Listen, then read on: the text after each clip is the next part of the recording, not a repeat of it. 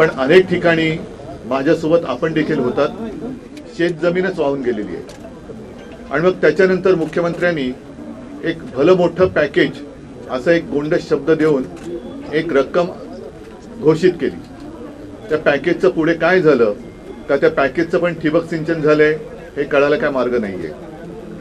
एकूणच या अधिवेशनाच्या निमित्ताने, कारण काय असतं की एक पद्धत आहे, पहिला अर्थसंकल्प येतो, मग मागण्या, पुरवण्या मागण्या, मग त्याच्यात आणखीनच्या मागण्या, 75,000 कोटीच्या मागण्या, कुठून आणणार, कोणाला देणार, राज्यावरती 9 लाख कोटींचं कर्ज आहे, या सगळ्या गोष्टी आपण बघतो आहोत. पण एक मुद्दा मला या अधिवेशनाच्या निमित्ताने उपस्थित करायचा आहे, तो म्हणजे गेल्या महिन्याच्या अखेरीस देशाचे जे मंत्री आहेत, कृषी मंत्री शिवराज सिंग चौहान, त्यांनी सांगितलं की महाराष्ट्राकडून आपत्तीग्रस्तांच्या मदतीसाठी कोणताही प्रस्ताव अद्याप आलेला नाही.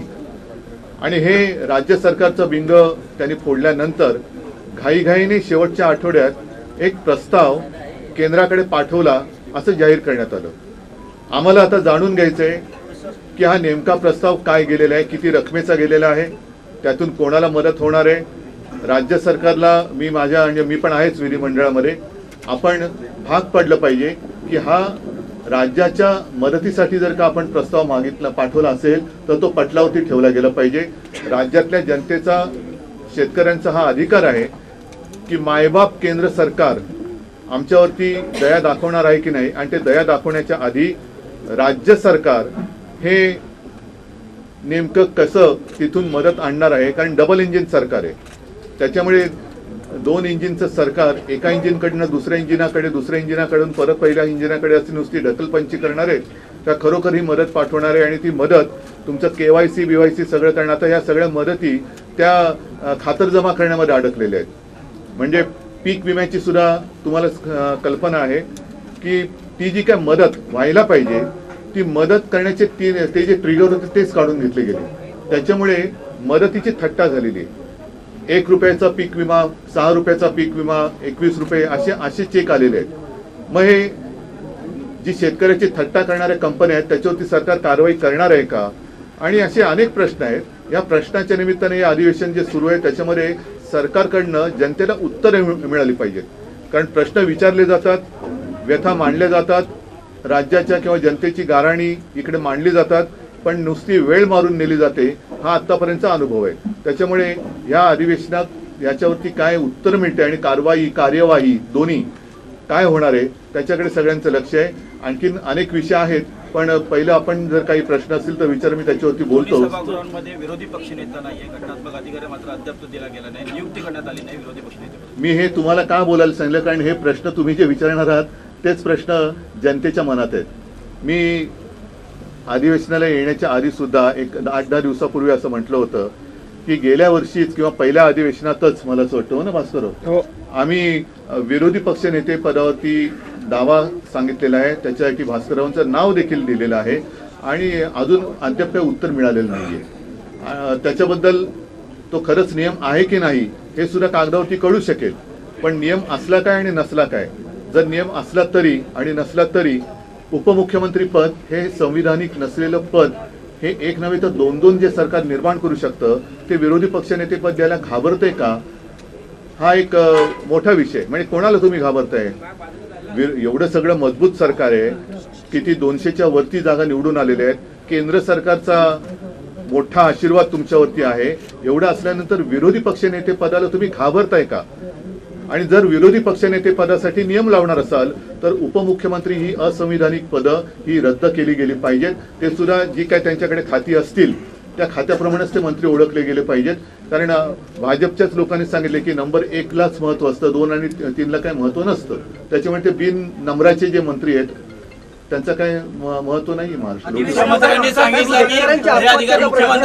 विधानसभा महिन्यामध्ये जवळपास 780 शेतकऱ्यांनी आत्महत्या केलेली आहे. विदर्भात आणि मराठवाड्यात त्यांचा आकडा अजूनही जास्त आहे. त्याच्याकडे कोणाचं लक्ष आहे? कारण हे सरकार अख्खच्या अख्खं प्रचारामध्ये गुंतलेलं आहे. हेलिकॉप्टर सुटतायत, बॅगा भरभरून आनंदाचा सीधा जातोय. या सगळ्या प्रचारात म्हणजे आता सुद्धा अधिवेशन आटपून ताबडतोब प्रचाराला लागतील.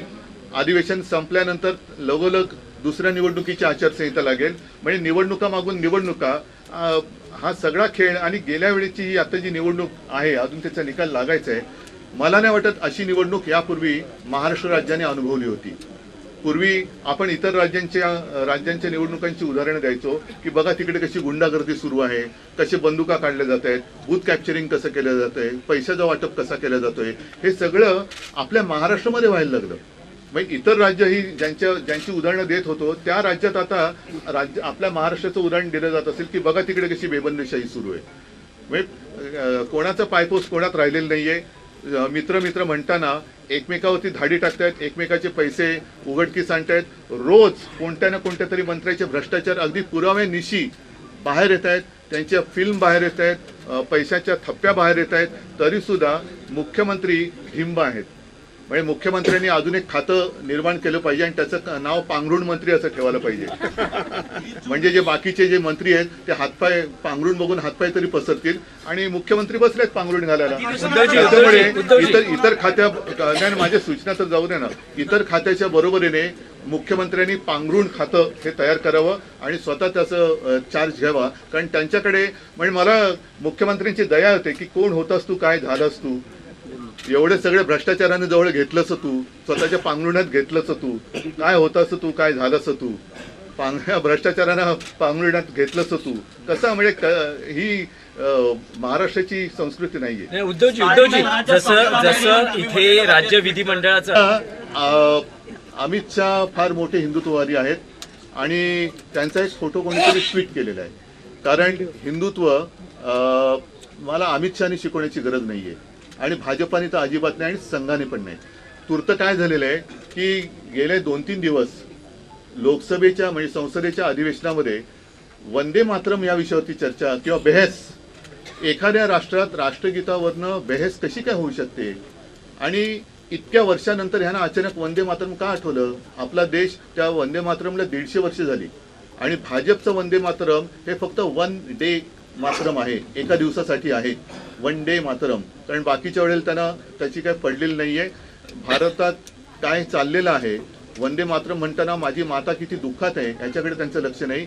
पण हिंदुत्वावरनं आम्हाला अमित शहा जे विचारतायत त्या अमित शहाना मला प्रश्न विचारायचा तुमच्या सगळ्यांच्या माध्यमातून की तुमच्या मंत्रिमंडळात गोमांस खाणारे मंत्री आहेत आणि ते सांगतात की मी गोमांस खातो, कोण मला अडवतोय बघतो. आणि एवढंच नाहीये तर हा एक फोटो आहे 9 डिसेंबरचा, तो ते जे मंत्री आहेत मी गोमांस खातो कोण मला अडवते, त्यांचं नाव आहे किरण रिजिजू. त्यांच्याबरोबर अमित शहा जेवतायत. आता त्यांच्या थाळीत आणि यांच्या थाळीत काय आहे मला माहिती नाही. पण अमित शहाना जर हिंमत असेल, माझ्या हिंदुत्वावरती त्यांना शंका घ्यायची असेल तर पहिलं रिजिजूंना त्यांनी मंत्रिमंडळातून काढलं पाहिजे. कारण रिजिजू गोमांस खातात ते स्वतः ते बोललेले आहेत. त्याच्यानंतर आणखीन एक मुद्दा तुम्हाला सांगतो, तो म्हणजे गेल्या काही दिवसात दिल्लीमध्येच संघाच्या कार्यालयासाठी प्राचीन मंदिर पाडलं. ही एक बातमी जोरात चालली. मी त्याच्यावरती काय भाष्य केलं नव्हतं, पण अमित शहाना मला विचारायचं आहे की हे मंदिर पाडताना संघाच्या कार्यालयासाठी तुम्ही मंदिर पाडून तिकडे संघाचं कार्यालय उभारताय. आणि त्याच्याही पलीकडे आणखीन सांगतो, ही सुद्धा गेल्या महिन्यातली एक गोष्ट आहे की मी मुख्यमंत्री असताना जणू काय म्हणजे काय संपूर्ण ती जी घटना घडली त्याला जबाबदार सरकारच आहे अशा पद्धतीने आकाश पाताळ एक केलं गेलं होतं. तो ते प्रकरण म्हणजे पालघरमध्ये घडलेलं साधू हत्याकांड. आता साधू हत्याकांडावरनं त्यांनी काही हे सोडले नाही, उद्धव ठाकरेला आणि आमच्या सरकारला बदनाम करायची. त्या साधू हत्याकांडातील संबंधित अशा व्यक्तीला भाजपात घेताना तुमचं हिंदुत्व काय मेलं होतं. लाज वाटली पाहिजे अमित शहाना की त्यांनी माझ्या हिंदुत्वावरती शंका व्यक्त करताना त्यांच्या बुडाखाली जे काही हिंदुत्व आहे ते पहिलं बघायचं आणि मग त्यांनी माझ्यावरती आरोप केले पाहिजेत. ह्या न्यायमूर्तींवरती ज्या काही गोष्टी आहेत ती एका केसमुळे नाहीये. त्यांची आत्तापर्यंतची जी काही वादग्रस्त वाटचाल आहे त्याच्यावरती काही न्यायमूर्तींनी आणि काही माजी न्यायमूर्तींनी सुद्धा आक्षेप घेतलेले आहेत. हा सगळा प्रकार एकत्र केल्यानंतर एका केसवर नाही झालेलं नाहीये. आणि कधीही कुठल्याही बाबतीत म्हणजे त्या मंदिराच्या आवारात दिवा लावण्यावरून हा जो काही वाद आहे, मंदिराच्या आवारात दिवा लावला गेलाच पाहिजे, तिकडे रोषणाई, तिकडे हिंदू सण साजरे झालेच पाहिजे, उत्सव साजरे झालेच पाहिजेत, या मताचा मी आहे, माझी शिवसेना आहे. आणि हिंदुत्वावरनं अमित शहानी शिकू नये. कारण परत एकदा सांगतो की की वंदे मातरम ही चर्चा त्यांनी मला असं वाटतं की संघाचे कपडे उतरवण्यासाठी घेतली की काय, कारण त्याच्यावरनं बऱ्याच काही गोष्टी आता बाहेर आल्या. अगदी ते ज्यांना देव मानतात त्या श्यामाप्रसाद मुखर्जींचे सुद्धा मुस्लिम लीग बरोबरचे काय साटोलोटं होतं आणि स्वातंत्र्य चळवळीमध्ये त्यांनी चले जावला कसा विरोध केला होता. फजलुल हक बरोबर बंगालच्या सरकारमध्ये ह्यांचे देव, त्यांचे देव माझे नाहीत, श्यामाप्रसाद मुखर्जी हे देशप्रेम बाजूला ठेवून कसे सामील झाले होते हे सगळं आता आलेलं आहे. आणि 3 ठिकाणी तिकडे त्यांनी मला वाटतं मुस्लिम लीग बरोबर सरकार स्थापन केली होती आणि हे यांचे स्थापन करते, यांचे सिंध सेंट्रल प्रोव्हिन्स आणि 3 हे यांचे राजकारणातले जन्मदाते आणि ते आम्हाला हिंदुत्व शिकवायचं. त्याच्यामुळे अमित शहानी मला हिंदुत्व शिकायच्या भानगडीत पडू नये, कारण जर का आणखीन काही गोष्टी काढल्या तर बऱ्याच गोष्टी त्यांच्या बाहेर येतील. अगदी जिनांच्या थडग्यावरती कोणी जाऊन डोकं टेकलं होतं पासून बऱ्याच गोष्टी बाहेर येतील. नवाज शरीफचा केक कोणी खाल्ला होता इथपासून बऱ्याच गोष्टी बाहेर येतील. अगदी देशाबरोबर अतिरेकी कारवाया करणाऱ्या पाकिस्तानबरोबर त्यांचा पोरगा क्रिकेट खेळतोय तेव्हा ह्यांचं हिंदुत्व कुठे जातं, कोणत्या टोपीखाली दडतं. अमित शहानी जर जय शाह त्यांचं ऐकत नसेल आणि त्याला हिंदुत्व मान्य नसेल तर तसं सांगायचं की मी हिंदुत्ववादी आहे पण जय शाह हिंदुत्ववादी नाही, तो पाकिस्तान बरोबर क्रिकेट खेळतोय. मग त्याला एकतर त्या क्रिकेट कंट्रोल बोर्डाचा राजीनामा द्यायला लावा, नाहीतर हिंदुत्व तरी स्वीकारा, नाहीतर हे तरी स्वीकारा. नाही, उद्धवजी आता तुम्ही म्हणाला उद्धवजी त्यावेळेला मुख्यमंत्र्यांनी असं म्हटलं सत्ताधारी सगळ्या आमदारांना की लाडकी बहीण अरे, योजनेचा यापुढे उल्लेख करू नका, जर केला तर घरात बसावं लागेल. लाडक्या बहीण या योजनेचा मी उल्लेख करणारच, कारण निवडणूक लढवताना जे वचन त्यांनी जो एक थाप त्यांनी शेतकऱ्यांना मारली होती कर्जमुक्तीची, तीच माझ्या बहिणीनं सुद्धा मारलेली आहे. 2100 रुपये कधी करणार 1500चे हा विषय मी काढणारच. आणि देवेंद्र फडणवीसांनी जर त्यांच्यामध्ये हिंमत असेल तर ह्या अधिवेशनात येत्या महिन्यापासून किंवा पुढच्या महिन्यापासून नवीन वर्षापासून माझ्या महाराष्ट्रातल्या बहिणींना 2100 रुपये दर महिन्याला त्यांनी एक काय भाऊबीज म्हणा वर्षभराची ती सुरू करावी. मी 2100 रुपये कधी देणार हा प्रश्न त्यांना विचारणार आणि जर देवेंद्र फडणवीसांनी 2100 रुपये नाही दिले तर त्यांना घरी बसवावं लागेल. उद्धवजी परत त्याच विषयावर आहे. तुम्ही मंदिरामध्ये दीप प्रज्वलन व्हावं आणि सनातन हिंदू धर्माची ही परंपरा अखंड राहावी असा हिंदू धर्माला त्या संस्कृतीला परंपरेला पुढे नेणारा निर्णय ज्या न्यायमूर्तींनी दिला त्या न्यायमूर्तींच्या विरोधात महाभियोग चालवावा यासाठी श्रीमान उद्धव ठाकरेंचे खासदार उबाटाचे खासदार यांनी सह्या केल्या. काय अर्थ होता त्याचा? हिंदूंच्या विरोधातला निर्णय. म्हणजे दीप प्रज्वलन मंदिरात होणार नाही तर कुठे होईल हा योग्य निर्णय दिलाय आणि या निर्णयाच्या विरोधात त्या न्यायमूर्तीवर कारवाई व्हावी म्हणून मागणी कोण करतं? उद्धव ठाकरेंचे खासदार. अजूनही महाराष्ट्र आणि देश विसरला नाही. 500 वर्षाच्या नंतर अयोध्येमध्ये भगवान श्रीरामाचं मंदिर उभं राहत होतं त्यावेळेस त्या भूमिपूजनाला विरोध करणारे हे श्रीमान उद्धव ठाकरे. सावरकरांचा वारंवार अपमान राहुल गांधी करतात तरी गप्प बसणारे उद्धव ठाकरे. आणि म्हणूनच माननीय एकनाथ शिंदे साहेबांनी उठाव केला आणि उद्धव ठाकरेंनी हिंदुत्व सोडलं म्हणून 50 लोक त्यांना सोडून गेले. पुन्हा एकदा उबाटाचा आणि उद्धव ठाकरेंचा हिंदू विरोधी चेहरा हा लोकांच्या समोर आलाय. कुठल्या तोंडाने सांगणार आहेत आता की होय आमचं हिंदुत्व बाकी आहे? म्हणजे मंदिराच्या विरोधात. म्हणजे ज्यावेळेस मुख्यमंत्री होते बिअर बारचे टाळे उघडले पण मंदिरांना टाळे लावून ठेवणारे हे उद्धव ठाकरे. आज हिंदू धर्माची परंपरा कायम राखणाऱ्या न्यायमूर्तीच्या विरोधात हे आणि यांचे खासदार उभे राहिलेत. याची जेवढी करावी तेवढी निंदा कमी आहे. त्यामुळे आम्ही उबाटाच्या खासदारांचा निषेध करतो. त्यांचा पुन्हा एकदा हिंदू विरोधी चेहरा हा महाराष्ट्राच्या देशाच्या जनतेच्या समोर आला है. धन्यवाद. दक्षिण के मंदिर में ज्योति जलती रहे ताकि जो सनातन हिंदू धर्म की परंपरा है वो आगे बढ़े। इस प्रकार का महत्वपूर्ण हिंदू धर्म के पक्ष में फैसला जिस न्यायमूर्ति ने दिया, उस न्यायमूर्ति के विरोध में महाभियोग चले और उस पर सिग्नेचर करने वाले कौन हैं? श्रीमान उद्धव ठाकरे जी के उबाटा के सांसद। यानी अयोध्या में 500 वर्षों के पश्चात जब राम मंदिर बन रहा था, भूमि पूजन हो रहा था, उस पर सवाल उठाने वाले उद्धव ठाकरे। चाहे असेंबली हो, जब भी शुरू होती है किसानों के बारे में बहुत चर्चा होती है। हमारा देश किसान प्रधान देश है। हम लोग मैं यूपी का रहने वाला हूँ, हम सब किसान फैमिली से हैं, लेकिन किसानों की हालत इतनी बदहाल है कि लोग गांव छोड़कर शहर की तरफ भाग रहे हैं। किसान अपने खेत में काम करता है, उसको मजदूरी, दिन की मजदूरी भी उसको नहीं मिल पा रही है। उसकी पत्नी, उसके लड़के सब दिन भर काम करते हैं, लेकिन उसको दिन की जो मजदूरी और किसी कंपनी में काम करने मिलती है वो भी उसको नहीं मिल पा रही, उसकी ज़मीन होने के बाद भी। और सरकारें जो है बड़ी बड़ी बातें करती हैं। आज आप यूएसए में जाके देखिए, दूसरे मुल्कों में किसानों को सहूलत दी गई है, किसानों की सब्सिडी बहुत ज़्यादा दी जाती है, हमारे यहाँ सब्सिडी भी नहीं मिल रही है। मैं समझता हूँ कि किसान बदहाल तो देश बदहाल। जिस साल बारिश अच्छी होती है और फसल अच्छी होती है, उस हमारा जीडीपी बढ़ जाता है। सरकार को सीरियस होना चाहिए और इनका रिलीफ फंड अलग से होना चाहिए, ये हमारी मांग है। काही कार्यक्रम उद्या अंदमान या ठिकाणी पूर्णाकृती स्वातंत्र्यवीर सावरकरांचा भव्य पुतळा याचं अनावरण सार्वजनिक जागेवर होणार आहे। बरोबरीने ने मजसीने हे जे गीत स्वातंत्र्यवीर सावरकरांनी लिहिलं, ज्याला पंडित हृदयनाथ मंगेशकर यांनी चाल दिली, त्याला 115 वर्ष होऊन गेली।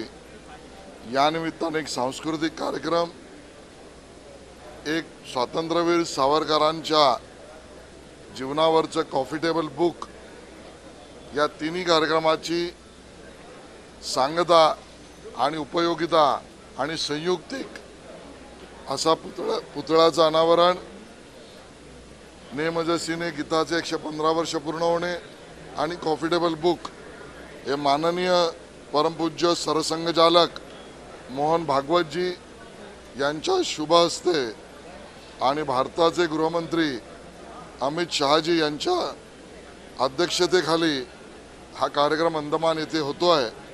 त्या कार्यक्रमात सहभागिता आणि सहयोगिता देण्याचं पुण्यकर्म मला करायला मिळालं। असा एक अविस्मरणीय कार्यक्रम की ज्या ठिकाणी पंडित हृदयनाथ मंगेशकरजी, उषा मंगेशकरजी, मंगेशकर कुटुंब सुद्धा अंदमानला त्या ठिकाणी येणार आहे आणि ते गीत ने मजसीने हेही सादर करणार आहेत।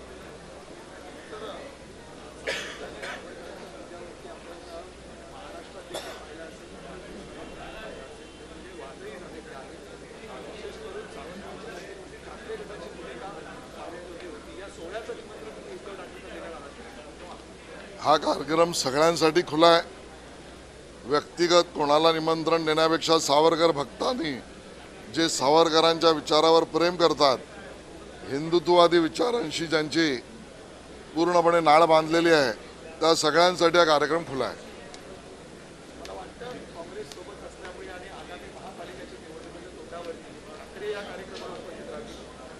मुळामध्ये या कार्यक्रमातून पुन्हा एकदा प्रखर हिंदुत्ववाद, स्वातंत्र्यवीर सावरकरांच्या विचारावरची निष्ठा आणि पंडित हृदयनाथ मंगेशकर यांनी गायलेलं रचलेलं गीत याच्यावर प्रेम करणारे सगळे आमच्याबरोबर उभे राहतील ही आमची अपेक्षा आहे।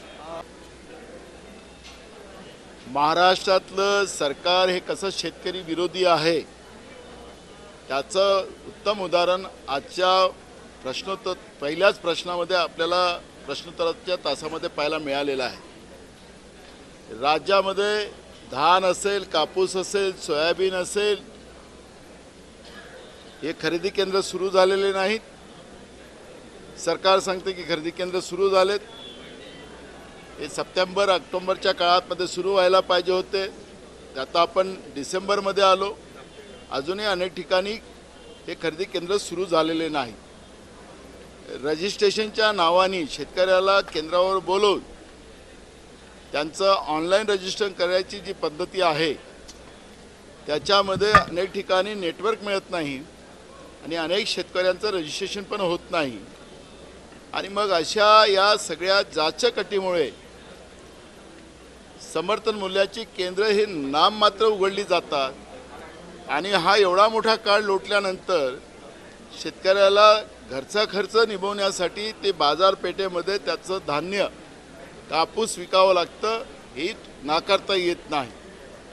यामध्ये यावर्षी जे पडलेलं अतिवृष्टी जी आहे त्या अतिवृष्टीमुळे मोठ्या प्रमाणात कापूस असेल, सोयाबीन असेल, धान असेल, ही सगळी पिकं खराब झालेली आहे. हे सरकारला माहिती आहे, पण सरकार सांगतं की केंद्र सरकार त्याला जे खरेदी करत नसेल तर त्याला आम्ही काही करू शकत नाही. हे सरकार जे आहे हे सांगतात की केंद्रात आमचं सरकार आहे, राज्यात आमचं सरकार आहे, तर शेतकऱ्यांचा जीव घेण्यासाठी आहे.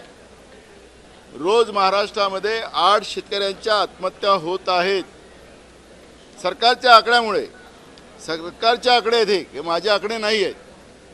तरी हे सरकार एवढं निश्चित कसं असू शकतं? यांना शेतकऱ्यांच्या वेदना कळतं का नाही कळत?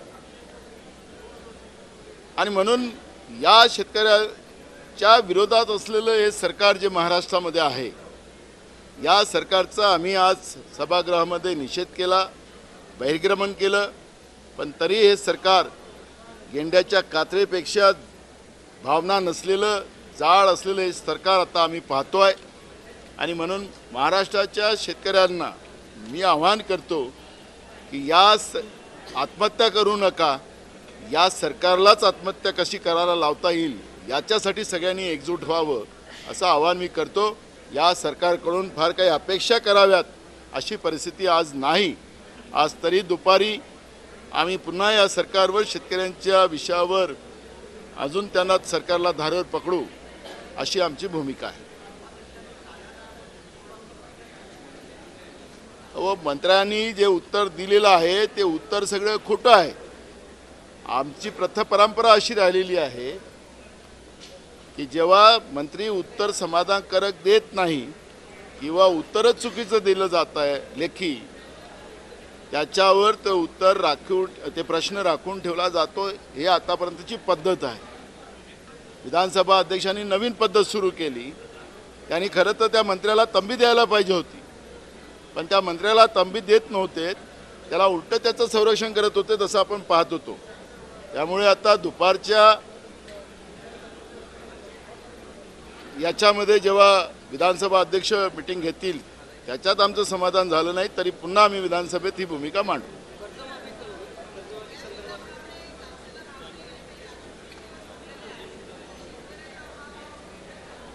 मिळणारच नाही, त्यांनी मान्य केलं. त्यांच्या पक्षाच्याही आमदारांनी भूमिका मांडली की कमी भावामध्ये खरेदी केला जातो आहे, हे त्यांच्या पक्षाच्याही आमदारांनी मांडलेलं आहे.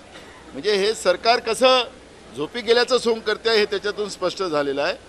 आणि म्हणून शेतकरी वाऱ्यावर आणि हे सरकार AC मध्ये आणि तुपाशी आहे, तसंच परिस्थिती आज आपण महाराष्ट्रामध्ये पाहतो आहे. कर्जमाफीचाही प्रश्न आम्ही विचारणार आहोत, पण आपल्याला पुन्हा पुन्हा मी सांगतो की या पुरवणी मागण्यामध्ये 500 कोटी रुपये कर्जमाफीसाठी सरकारने ठेवलेले आहेत. पण हे 500 कोटी या आताच्या कर्जमाफीचे नाहीत. 2014 ते 19च्या काळामध्ये फडणवीस मुख्यमंत्री असताना छत्रपती शिवाजी महाराज स्वाभिमान कर्जमाफी योजना सुरू केलेली होती.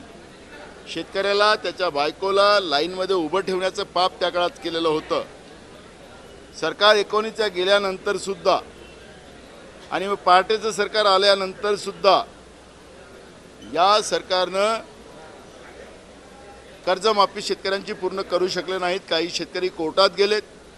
जवळपास 5017 कोटी रुपये राज्य सरकारला त्यावेळच्या योजनेचे द्यायचे होते. पण जे शेतकरी कोर्टात गेलेत त्यांचेच फक्त 500 कोटी दिले, पण कोर्टाने त्याच्यामध्ये आदेश केलेले आहेत की 5017 कोटी रुपये दिले पाहिजेत, पण सरकारने फक्त 500 कोटीचं प्रयोजन केलेलं आहे. या सरकारचा दिवाळा निघालेला याचा अर्थ तो आहे. विकास कामासाठी पैसे नाहीत आणि शेतकऱ्याला द्यायला पैसे नाहीत, पण राज्याची लूट करणारं सरकार. पार्थ पवाराच्या प्रकरणामध्ये काल हायकोर्टाने ज्या आदेश दिलेत की त्यांना का गुन्हेगार केले नाहीत, त्यांच्यावर का FIR दर्ज केला नाही. महेश पाटील जे सहआयुक्त मुंबई महानगरपालिकेचे आहेत, त्याला आयुक्तांनी 1 महिन्याच्या कंपल्सरी सुट्टीवर पाठवलं. हा जो महेश पाटील आहे यांनी कोविडच्या काळात मोठ्या प्रमाणात भ्रष्टाचार केला. काही नेते, काही IAS, काही IPS अधिकाऱ्यांच्या नावाने जमिनी खरेदी केल्या गेलेल्या आहेत आणि सगळ्यांचा हा मेन सूत्रधार आहे. पण आम्ही कारवाई करतो असा दिखावा करण्यासाठी त्याला फक्त 1 महिन्याच्या सुट्टीवर पाठवलं. खरं तर त्याला बडतर्फ करायला पाहिजे होतं, पण बडतर्फ केलं तर आमची पोल खुलेल आणि म्हणून त्याला दाखवायसाठी 1 महिन्याच्या सुट्टीवर पाठवलं. तसंच पार्थ पवाराच्या प्रकरणामध्ये सुद्धा मान्य हायकोर्टाला यांना फटकारावं लागलं. आता तरी गुन्हा दाखल करतात का हे आम्हाला पाहावं लागेल. मॅडम आपण विचारताय, विचारा.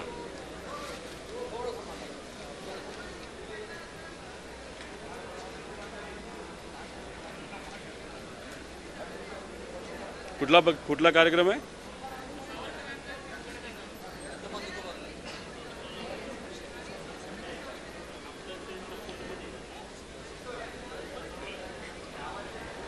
नाही, आम्ही तरी जाणार नाही. सत्ताधारी जे कोणी आमदार असतील त्यांना तिथं जावंच लागेल असा आदेश कदाचित तिथं आला असावा.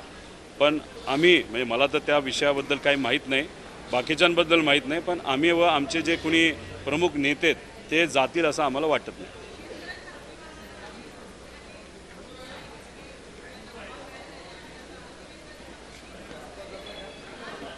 हा मुद्दा चर्चेत आला होता. आज अतिशय महत्त्वाचा प्रश्न सोयाबीन, कपासी, त्याच्याचबरोबर इतरही जे काही हमीभाव केंद्र आहेत सरकारचे, त्या माध्यमातून जी खरेदी केली जाते त्याच्यामध्ये ज्या पद्धतीने भ्रष्टाचार झालेला आहे. 25-30% माल शेतकऱ्यांचा हा त्याच्यातून विकत घेतला जाईल. क्वालिटीचे इश्यू, अवकाळी पाऊस आणि अतिवृष्टीमुळे जो शेतकऱ्याला आलेला आहे त्याच्यामुळे बऱ्यापैकी माल हा रिजेक्ट केला जातो. याच्याबरोबरच तूर, उडीद या विषयावर सुद्धा आम्ही चर्चा करण्यासाठी इच्छुक होतो. आमच्यातल्या अनेक आमदारांना बोलायचं होतं, पण अध्यक्ष महोदयांनी आणि मंत्री महोदयांनी आम्हाला तिथं काही बोलून दिलेलं नाही. खऱ्या अर्थाने हे जे अधिवेशन नागपूरला घेतलं जातं तर ते कशासाठी घेतलं जातं तर विदर्भातल्या शेतकरी लोक, सामान्य लोक या भागातल्या विषयावर चर्चा होण्यासाठी. सोयाबीन आणि कपाशी सगळ्यात जास्त विदर्भ भागामध्ये आहे, काही मराठवाडा आणि थोडंसं पश्चिम महाराष्ट्रामध्ये आहे. पण दुर्दैवाने याच्यावर जेव्हा चर्चा सुरू झाली तेव्हा ती चर्चा टोटली तिथं थांबवली गेली. म्हणजे तेलंगणासारखं छोटंसं राज्य 90% कापूस जर विकत घेऊ शकतं तर आपल्यासारखं महाराष्ट्र राज्य हे 25% का थांबतं? आपल्याला कुठेतरी 90% कसं जाता येईल? भावांतर योजना या राज्यामध्ये इलेक्शनच्या वेळेस शब्द दिला होता, पण इलेक्शन होऊन वर्ष झालं तरी भावांतर योजनेबद्दल काही एक शब्द तिथं काढला जात नाही. आमच्यातल्या काही आमदारांनी भावांतर योजनेबद्दल प्रश्न विचारला, त्याचं उत्तरसुद्धा त्या ठिकाणी दिलं जात नाही. आणि त्याच्याचबरोबर आज सरकारी केंद्रावर जो कुठला रेट चालू आहे, एक तर क्वालिटीमुळे तिथं माल घेतला जात नाही आणि तिथं आमचे जे शेतकरी आहेत त्यांना तिथं माल विकता येत नाही, म्हणून प्रायव्हेट काही व्यापाऱ्यांना माल तो तिथं विकला जातो आणि त्याच्यात 1500 ते 2000 रुपयाचं नुकसान आहे. सोयाबीनमध्ये नुसतं शेतकऱ्याचं सरकार योग्य भावाली पूर्ण माल न घेतल्यामुळे 4500 कोटीचं नुकसान आहे. तसंच कपाशीच्या बाबतीत 3 ते 3500 कोटीचं नुकसान आहे. आणि हे फक्त याच वर्षी नाही, गेल्या वर्षीसुद्धा असंच नुकसान झालं, या वर्षीसुद्धा असंच नुकसान आहे. पण सरकारला या विषयावर चर्चा करायची नाही आणि कदाचित मंत्री महोदयांना उत्तरच देता येत नाही, समाधानकारक उत्तर देता येत नाही. कुठंतरी सरकारची लाज राखली जावी यासाठी एक कुठली तरी बैठक त्यांनी त्या ठिकाणी लावलेली आहे. त्या बैठकीत काय होतं हे आपल्याला बघावं लागेल.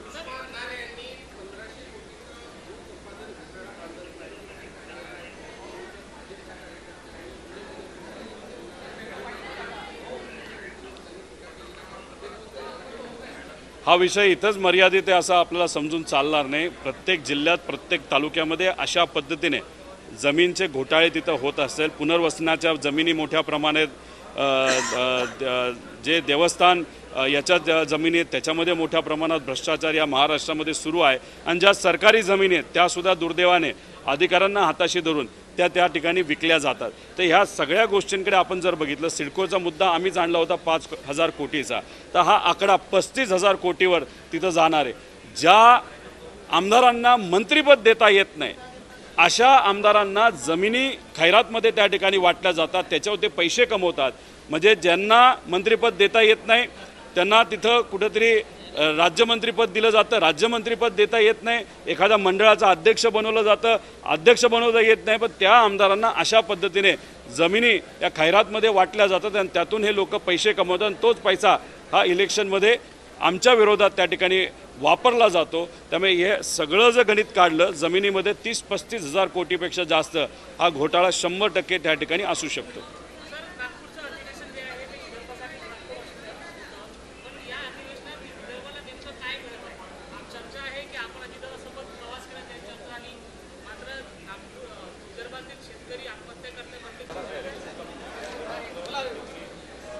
आज संपूर्ण महाराष्ट्रामध्ये विदर्भामध्ये बिबट्याचा विषय ज्या पद्धतीनं तुम्ही पाहत आहे की बिबट्याचा विषय सगळीकडे सुरू आहे.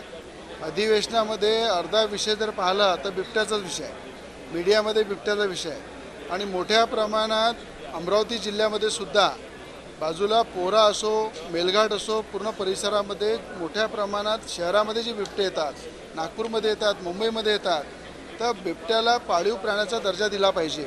या संदर्भात मी स्वतः वन मंत्र्यांची, गणेश नाईक साहेबांची आज भेट घेतली की बिबट्याला पाळीव प्राण्याचा दर्जा देण्यासाठी प्रस्ताव केंद्र सरकारकडे पाठवा आणि त्या ठिकाणी ज्या पद्धतीनं बाबा आमटेंनी आपल्या वनामध्ये बिबटे पोसून ठेवलेले आहे, अनेक ठिकाणी प्रायव्हेट वनामध्ये मोठ्या प्रमाणात बिबट्यांचं पालनपोषण सुरू आहे. ज्या ठिकाणी वन ताराच्या माध्यमातून अंबानी परिवाराने अनेक प्राण्यांना संरक्षण दिलेलं आहे. आज तुम्ही घराघरामध्ये जर पाहिलं, देशातून परदेशातून मोठमोठ्या प्रकारचे कुत्रे, जे खतरनाक जातीचे कुत्रे आपण घरामध्ये पोसतो, त्यापेक्षा जर बिबट्याचं लहानपणापासून पालनपोषण केलं तर मला असं वाटते बिबटेसुद्धा सुरक्षित राहतील, माणसंसुद्धा सुरक्षित राहतील आणि मोठ्या प्रमाणात हे नसबंदी वगैरे करायची गरज पडणार नाही. अशा प्रकारचा सल्ला आणि विनंती मी वनमंत्र्याला दिलेली आहे आणि प्रत्येक जिल्ह्यामध्ये वन तारासारखं एक मोठं झू प्रत्येक जिल्ह्यामध्ये तयार केलं पाहिजे. भले अंबानी कुटुंबाला आपण विनंती करू की ज्या पद्धतीनं गुजरातमध्ये तुम्ही वन तारा डेव्हलप केलं, महाराष्ट्राच्या प्रत्येक जिल्ह्यामध्ये वन तारा डेव्हलप करा. त्या ठिकाणी सगळ्या प्राण्याला सुरक्षित ठेवा, त्याला सगळं संरक्षण द्या. आणखी उद्योगपती जर देशामधले, महाराष्ट्रामधले पुढे येतील त्यांना सरळ हातानं मान्यता द्या, परमिशन द्या आणि वन तारा हे प्रत्येक जिल्ह्यामध्ये झालं पाहिजे. त्या ठिकाणी बिबटे सुरक्षित राहिले पाहिजे आणि जर या पद्धतीनं बिबट्याला पाळण्याची जर मान्यता मिळाली तर सगळ्यात आधी 2 बिबटे रवी राणा पोसायला तयार. त्याचं पूर्ण पालनपोषण, त्याचा पूर्ण खर्च आणि त्याला चांगल्या प्रकारे संरक्षण देणं एक आमदार म्हणून एक या ठिकाणी रवी राणा केव्हाही करायला तयार आहे. म्हणून सरकारला विनंती केलेली आहे मी की पाळीव प्राण्याचा दर्जा पण द्या आणि बिबट्याला पोसण्याची सगळ्यांना जे जे उत्सुक आहे, जे त्याचं पालनपोषण करू शकतात त्यांना मान्यता द्या.